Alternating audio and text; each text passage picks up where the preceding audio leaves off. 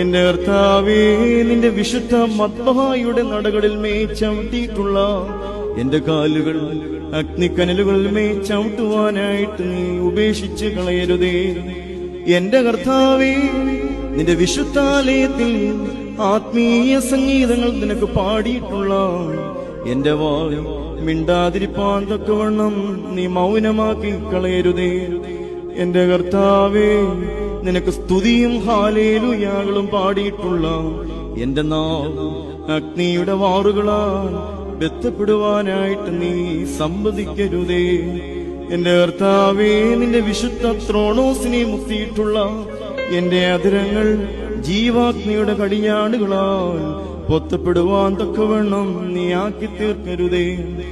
എന്റെ കർത്താവേ, പരമാർത്ഥികളായ ഈ ആടുകൾ നിന്റെ ഊടുവഴികളിൽ ചൊവ്വായി നടക്കാത്തതിനാൽ അവരുടെ കുറ്റങ്ങൾക്ക് വേണ്ടി നീ അവരോട് യാതൊന്നും പ്രതിപകരം ചെയ്യരുതേ. സങ്കടത്തോട് ഞങ്ങൾ നിന്നെ വിളിക്കുമ്പോൾ ഞങ്ങളുടെ അപേക്ഷയും പ്രാർത്ഥനയുടെ ശബ്ദം നീ കേൾക്കാതിരിക്കരുതേ. എന്റെ കർത്താവേ, ഞാൻ സകല മലിനതകളും കറകളും കൊണ്ട് നിറഞ്ഞവനാകുന്നു.